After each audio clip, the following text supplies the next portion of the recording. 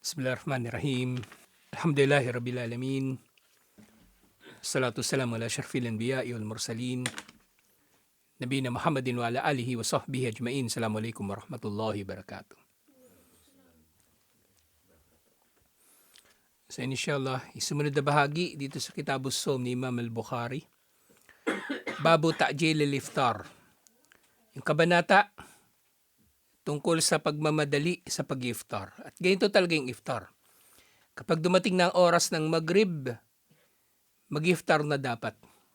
Hindi na hintayin pa ng tao na dumili mo, hintayin yung Isya.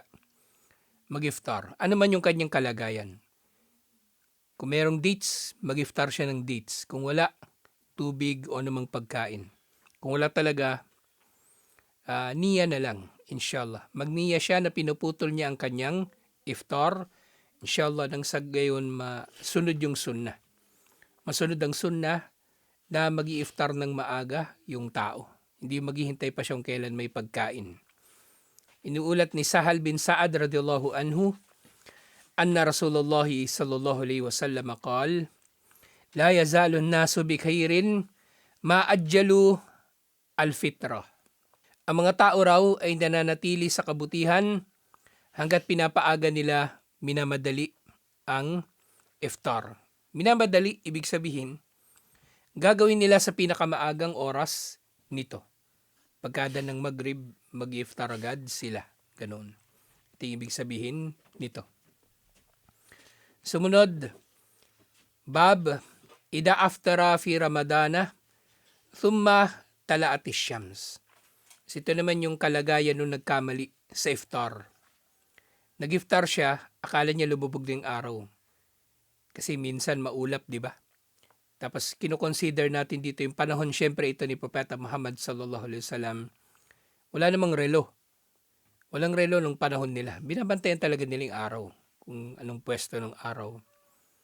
Ngayon sa panahon natin ngayon, maaring hindi na ito problema. Kasi may orasan naman eh. Sa isang bahay, maraming orasan. Yung isang tao nga, maaaring marami siyang orasan eh. Meron siyang cellphone, meron siyang relo, meron pa siyang orasan sa mesa niya, may orasan sa computer, may orasan pa sa dingding. Maaaring hindi na ito problema ngayon. Pero ito ang hukom kapag mangyari ito sa tao. Kasi posible rin naman mangyari, di ba yung relo niya, advance pala tumakbo. Nag-iftar na, Maghrib na yung relo niya. Tapos pagtingin niya, hindi pa pala lumulubog yung araw. So ano yung kanyang gagawin? Sa iniulat ni Asma bin Abi Bakar radiyallahu anhuma, qalat, aftarna ala ahdin Nabi sallallahu alaihi wasallam yawma gaymin. Nag-iftar daw sila. Panahon pa ito ni Propeta Muhammad sallallahu alaihi wasallam. Ibig sabihin, kasama nila si Propeta Muhammad sallallahu alaihi wasallam. Nag-iftar daw sila sa isang araw na makulimlim, maulap. Kasi pagka maulap, hindi mo na nga talaga ma-distinguish kung nasan yung araw eh. Kung wala tayong orasan ngayon, kapag maulap, hindi natin alam eh, umaga pa ba, tanghali na ba o hapon. Madilim na, alas 5 pa lang kung maulap din. So, ganun yung kalagayan nila nun. So, minakala nila na, baga, siguro, dumilim na rin talaga. Akala nila nag-Maghrib na. Kasi nga wala namang orasan. Mahirap pag eh, magtansya ng oras. Baga, tatansyahin mo lang, yung sa pakiramdam mo lang una yung oras. Kasi ilang beses na yun in-eksperimento ng mga psychologist eh. Meron tao, kinulong nila ng ilang araw. Voluntary naman yun, yung nagbo-volunteer yung tao na makulong ng ilang araw sa isang kwarto. Walang bintana, walang orasan, walang kahit anong komunikasyon. Tapos kapag tinatanong sila, ilang araw ka kayang nanatili doon? Yung tansya nila hindi talaga sakto. Yung iba, akala nila mas mahaba pa yung oras o mas maikli pa. Hindi talaga magagawa ng tao. Nag-iftar sila. Thumma tala'ati syams. Pero biglang lumitaw yung araw. May araw pa pala, hindi pa pala Maghrib. Kasi pwede nga akalain ng tao na madilim na na maggagabi na kapag kumapal yung ulap. Minsan kapag makapal yung ulap, akalain mo parang gabi na nga pagka makapal yung ulap. So ganun yung nangyari sa kanila. So mula dito sa hadith na ito, actually nalaman natin na ang mga araw na ganito ay pagbabayaran. Ang mga araw na ganito ay pagbabayaran. Ngayon, paano yung hadith tungkol sa pagkakamali, pagkalimot o napilitan? Kasi dito sa kalagayan nila, nagkamali sila Nagkamali sila na akala nila lumubog na yung araw. Hindi ba to considered na kumaga mapauumanhinan na nagkamali sila ng iftar? Hindi kasi dito, ang pinagkaiba nito sa kalagayan ng nakalimot. Ang nakalimot walang niya. Ito nagkaroon sila talaga ng niya na putulin ng kanilang fasting. Tapos kumain pa talaga sila. So masira talaga yung fasting. Sa katulad lamang din ito nung tao na yung halimbawa, hindi nila alam Ramadan na pala ngayon. Hindi nila alam na Ramadan na pala ngayon. Ngayong araw, halimbawa ngayon, lampas ay oras ng Fajr, alas 6. Tapos hindi pa tayo nag-intention ng iftar, ng fasting. Hindi pa tayo nag-intention ng fasting. Ngayon lang natin nabalitaan na Ramadan na pala.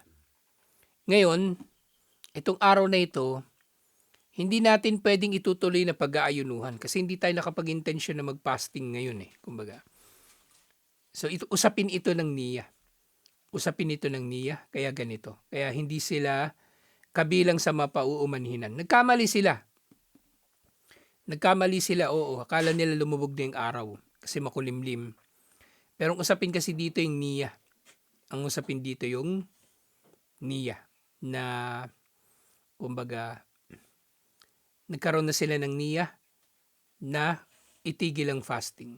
Katulad kung paano hindi naman nagkaroon ng niya yung tao na hindi nag-aayuno na unang araw na pala ng Ramadan yun. Usapin ito ng niya. Alhamdulillah. Sumunod, Babu Somi Sibyan. Kabanata tungkol sa pag-aayuno ng mga bata. Si mga bata, pwede na rin silang pag-ayunuhin. Yung mga bata, lalong-lalo na yung nasa edad ng tamyiz, yung mga bata na nakakausap na, nakakaalala na, may pang-alala, ganun. Pero yung baby, hindi sila kasama doon sa mga uutusan na mag-ayuno. Yung baby, dumidede pa yun, hindi pa didedein ng nanay. Hindi pwede, hindi sila kasama. Yung bata nga kung halimbawang hindi na talaga kaya ng bata na yung gutom, uhaw, pwede bang kalahating araw, ganun, para maranasan lang nila may experience lang nila yung fasting, inshallah. Ikaw, Chino, fasting ka? Ha? Papasting ka na? Pwede na mag-fasting. So dito, yung sumunod na hadith, iniulat ni Rubay bint Muawwid radiyallahu anha, arsalan nabiyyu sallallahu alaihi wasallam gadata Ashura ila Qura al-Ansar. Sa isang umaga daw, nagpadala si Propeta Muhammad sallallahu alaihi wasallam ng tagatawag. Pinapunta niya doon sa mga Ansar sa umaga ng araw ng Ashura. So ito na rin yung hadith na nakaraan, yung pinapa-anunsyo ni Propeta Muhammad sallallahu alaihi wasallam na mag-ayuno sila sa araw na yaon. At sabi ng tagatawag, man asbaha muftiran falyutimma baqiyata yawmihi. Sino man daw yung tao na nakakain na sa araw na yaon, kompletuhin niya ang araw na yaon na nag-aayuno. Ibig sabihin, huwag na siya kumain uli. Waman asbaha saiman falyasum. At sino man ang hindi pa kumakain at nag-intensyon na nga rin ng mag-ayuno, ay ituloy na niya ang pag-aayuno na ito. Fakunna nasumuhu ba'd. At pagkatapos ng anunsyo na ito, kumbaga, tinuloy na nila yung pag-aayuno. At actually, bago pa man itong araw na ito, yung mga nakalipas na mga Ashura, pinag-aayunuhan na talaga ng mga Muslim. So maaring ito yung panahon na naisabatas na yung Ramadan, pero inuutos na rin ni Propeta Muhammad sallallahu alaihi wasallam sa mga Muslim na pag-ayunuhan yung Ashura. Wanusawi mo sibyana na. At sinabi ni Rubi, pinag-aayuno na rin daw nila yung kanilang mga anak na bata. Wanaj'alu lahum al-lu'bata minal ihni. Yung mga bata, para malibang daw sa maghapon ng pag-aayuno, binibigyan nila ng laruan na gawa sa kahoy. Kasi wala pa namang nun eh. Wala pa namang plastic nun. Yung laruan nila kahoy. Bahala sila nung gawin nila sa kahoy. Gawin nila gawin nila espada, pamalo o ano ba. Faida baka ahaduhum alat ta'am. Ataynahu daka hatta yakuna endal iftar. Sa laruan na yon, ibinibigay nila sa mga bata, lalo na kapag nagsimula ng umiyak yung bata sa gutom. Kapag nauhaw na o nainip o nagutom yung bata, binibigyan nila ng laruan hanggang sa dumating ng oras ng iftar. So hindi talaga nila binibigyan ng pagkain. So doon, madali nilang magagawa to. Kaso ngayon, may tindahan na ngayon eh. Pag nagutom yung bata, pupunta na sa tindahan. Kung may pera pa yun, tatakas, bibili. So nagagawa nila ito noon nung panahon ni Propeta Muhammad sallallahu alaihi wasallam. Sumunod na kabanata, yung wisal, yung tinatawag na wisal. Babul wisal ila sahri. Yung wisal, ito yung tuloy-tuloy na pag-aayuno. At actually, yung pag-aayuno ng mga propeta, di ba si Isa alayhi salam na babanggit sa Bible na nag-ayuno. Ito yun, yung wisal na tinatawag. Tuloy-tuloy na pag-aayuno. Walang iftar, walang sahur. Sabihin, yung naiulat doon sa Biblia, na ilang araw niyang pag-aayuno, di ba? 40 days. Ganito yung ginawa niya. Walang kain talaga yung kahit gabi. Walang kain at pag-inom kahit gabi. At yung pagtatagpo nga ni Musa alayhi salam at ni Allah, di ba? Sinasabi ng bang scholar, mga araw din talaga yun ng fasting. So ito yung tinatag na wisal. Yung mga propeta, naiulat na ganito sila mag-ayuno. Kahit si Propeta Muhammad sallallahu alaihi wasallam. Pero para sa tao, ordinaryong tao, tayo, ipinagbabawal sa atin ang wisal. Nag-ayuno tayo kahapon. Tapos hindi tayo nag-iftar. Tapos hindi na naman tayo nagsahur kanina. Tapos tutuloy na naman natin fasting ngayon. Bawal. Bawal yun. Bawal sa atin. Kung meron man daw gagawa ng wisal, kung pahabain man niya yung kanyang fasting, hanggang sahur lang. Kahapon nag-fasting siya. Hindi siya nag-iftar. Hanggang sahur lang. Dapat kanina mga, mas ba yung adan, 5:15. So dapat mga alas 5, kumain na siya, alas 5 ng umaga, ng sahur. Pero gayon pa man, nauna na nating natalakay na dapat minamadali yung iftar. So maghrib kagabi, dapat kumain na siya doon sa iftar. So bawal ang wisal, 2 araw o mahigit pa na pagdurugtungin ng mga tao sa pag-aayuno. Kung gusto man niya pahabain yung kanyang som, yung fasting, ang pwede lang hanggang sa sahur ng susunod na araw. Hanggang doon lang. Hindi na pwedeng 2 araw, 3 araw pagdudugtungin niya. Kasi may kinalaman din dito isa pang hadith. Yung meron 3 lalaki na nag-uusap, di ba? Yung sabi nung isa, hindi raw siya mag-aasawa. Sabi yung isa, magpa-fasting siya na hindi nag-i-iftar. At yung isa naman, ano ba yung isa? Na hindi siya titigil sa Qiyamul Lail, hindi siya matutulog. Diba? Pero sinabihan sila lahat ni Propeta Muhammad sallallahu alaihi wasallam. So nag-aasawa siya, tapos nag-i-iftar at natutulog din. sa gabi. Yung ganoon, yun yung isa sa mga magagandang sample ng Sandod Daria. Yung pagharang sa pinto ng kasamaan. Kung halimbawang hindi yun pinigilan ni Propeta Muhammad sallallahu alaihi wasallam, magiging daan yun ng yung pagiging extremist ng tao, pagmamalabis.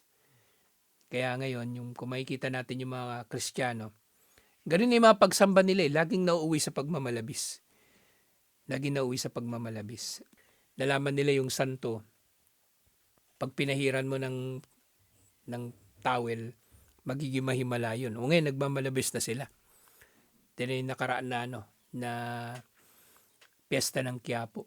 Yung mga tao, tinatalunan nila yung mga tao, inapakan nila yung mga tao para makalapit dun sa Nazareno. Para lang maipahid yung kanilang tuwalya. Yung kanilang panyo. Sa pagmamalabis yun. O ngayon, naisip na naman nila, magpapapako sila sa krus. May mga nakaisip, maglalatigo. May mga nakaisip, nakwento ko na ito nung nakaraan merong mga Kristiyano, sobrang pagmamalabis nila. Kailangan ilalagay nila yung kanilang sarili palagi sa paghihirap. Yung ginagawa nila, may nakita ako nung nakaraan, tinalian niya ng barbed wire yung hita niya. Yung barbed wire, kada hakbang niya, tumutusok yun, yung sakit nun. Ganun daw siya mamanata, yun daw yung panata niya. Na palagi daw siya makakaranas dapat ng hirap. Pagmamalabis na yun. Sa atin sa Islam, malinaw. Hindi mo pwedeng ilalagay ang sarili mo sa paghihirap. Isasadyain mong may mga pagsubok si Allah, di ba? Tapos tinatanggap natin pagsubok ni Allah. Pero sasadyain natin na ilalagay natin yung sarili natin sa problema, sa paghihirap, sa pagdurusa. Hindi pwede. Kung mayroong pagsubok si Allah, hanapan natin yun ng solusyon. Hanapin natin yun ng solusyon. Liban na lang na wala talagang solusyon. Katulad nga doon sa nangyari doon sa yung babae na may epilepsy. Sa tinanggap na lang niya yung pagsubok niya. Sa kondisyon, ang hiniling na lang niya, ang gusto niyang solusyon na lang, yung hindi siya mahuhubaran kapag inatake siya ng epilepsy. Pero tanggap niya na yung epilepsy kasi naintindihan niya na yung pagsubok, merong gantimpala. Siyempre tayo ngayon, naintindihan din natin na kung ano man pagsubok din naranas natin, meron pang ibang pagsubok na mas matindi rito. Kaya okay na rin ito. Okay na rin ito. Insyaallah. Yung mga kalagayan natin ay okay na rin. So dito, sabi ni Propeta Muhammad sallallahu alaihi wasallam, narinig ni Abu Sa'id al-Khudri radhiyallahu anhu, sabi niya, la tuwasilu, huwag kayong magsasagawa ng wisal. Huwag kayong magwiwisal. Huwag ninyong pagdurugtungin yung 2 araw ng pag-aayuno. Fa'ayyukum idha arada an yuwasila, falyuwasil hatta as-sahar. Kung meron man sa inyo ang gustong mapahaba niya yung kanyang fasting, kung meron mang sino man sa inyo ang naghahangad na mapahaba niya yung kanyang fasting, pahabain niya ito hanggang sa oras ng sahur. Hanggang doon lang. Yun lang ang limit. Pero pag durugtungin mo yung 2 araw, wag na. Wag na. Kasi walang kabanalan doon pagmamalabis na yun. Kaya titingnan mo, yung tao. Kung talagang mahal na mahal ng tao yung pag-aayuno, pwede naman niyang gawin, araw-araw siya mag-ayuno Hindi niya kailangan pagdugtungin yung 2 araw. Kasi pag ganito, parang ang mentalidad ng tao na ganito, may kayabangan Kayabangan din kayang-kaya ko yung ganito, ganyan. Kasi kukwento pa niya sa iba. Di nagpapakitang tao na siya, hindi mo kailangan gawin yan. Kung gusto niya, di mag-ayuno siya na mag-ayuno araw-araw. O every other day, at iba pang mga pag-ayun. Hindi kailangan na pagdugtungin. O pahabain, patagalin yung kanyang iftar. At yung nga tungkol dito sa wisal, ipinagbawal nga ito ni Propeta Muhammad sallallahu alaihi wasallam, sukdulan na nagtakda siya ng parusa. Sukdulan na nagtakda siya ng parusa. Ito lang sumunod. Babut tankili, liman aktara alwisal. Kabanata, tungkol sa parusa, para sa sino mang nagpaparami ng wisal. Sa limit nga lang ng wisal, yung pagpapahaba ng fasting, hanggang sahur lang. Pero liban pa doon, bawal na. Hindi mo na pwedeng pagdurugtungin yung 2 araw. Yung kasi ibig sabihin talaga ng wisal, pagdurugtong. Yung Lunes at yung Martes, halimbawa na fasting sa araw, pinagdugtong mo. So, hindi pwede. Hindi pwede. Sinabi ni Abu Hurairah radhiyallahu anhu, nahan Nabiyo sallallahu alaihi wasallam anil wisal fi sawm. Ipinagbawal. Ibig sabihin haram. Ipinagbawal ni Propeta Muhammad sallallahu alaihi wasallam ang pagdurugtong sa pag-aayuno.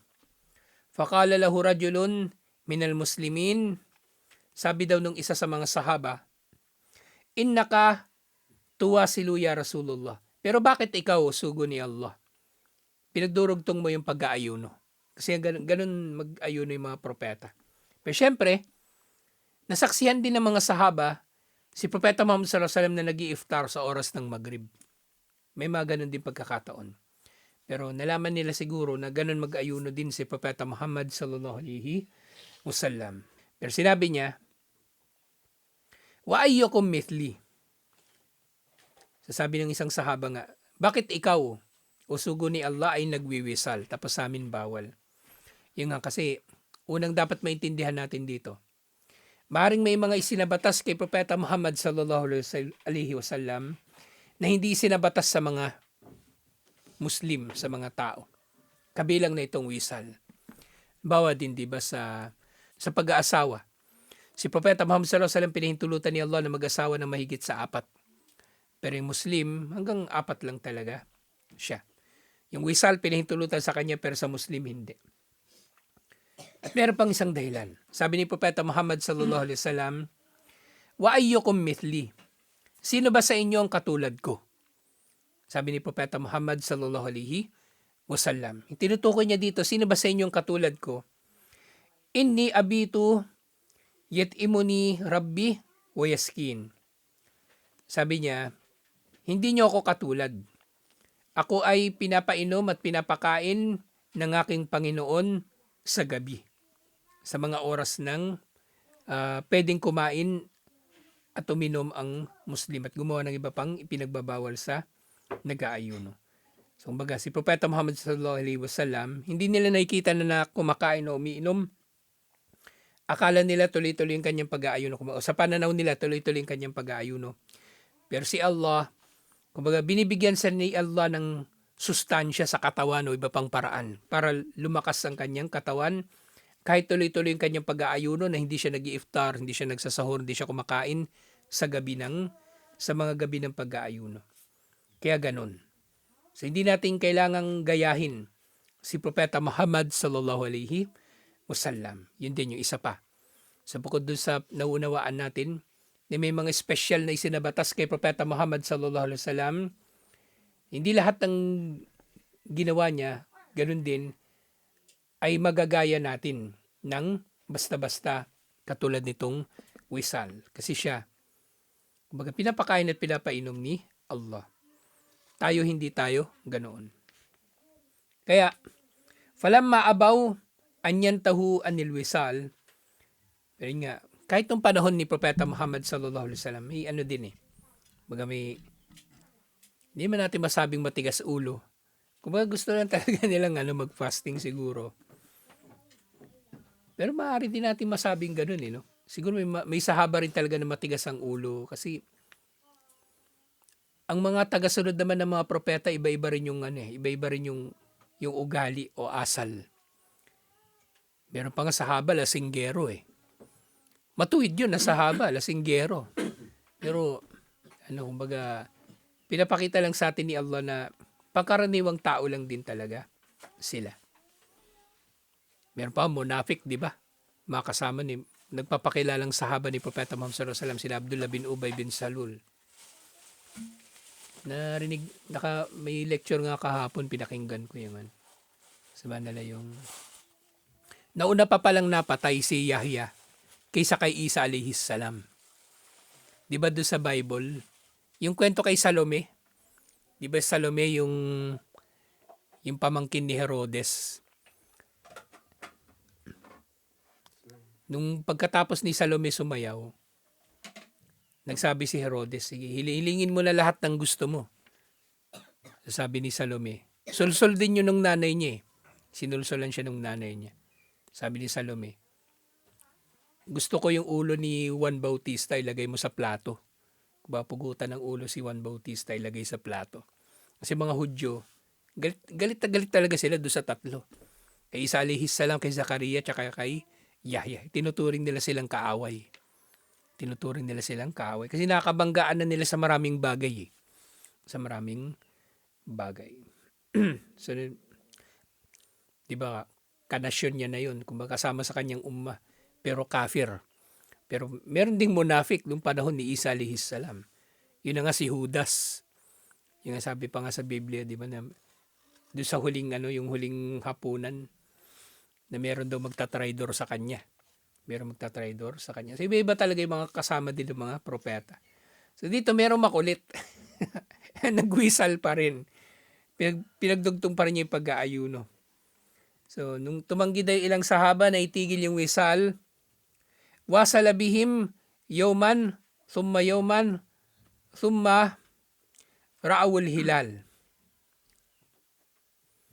So meron daw mga sahaba, sa dulo na ito ng Ramadan ipinagpatuloy daw nila, mga 3 araw sunod-sunod.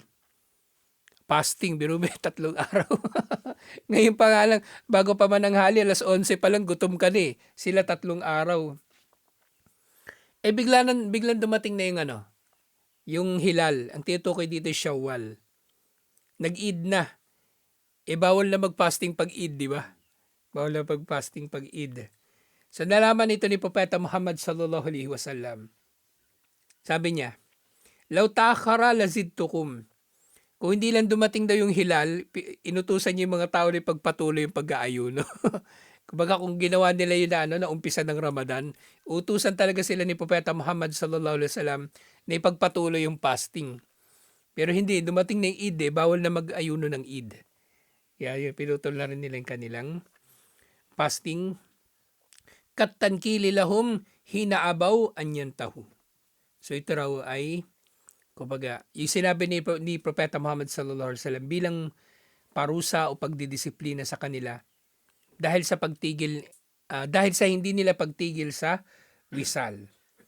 At kayo din, sa iba pang ulat, faklafu minal amali ma tutikun.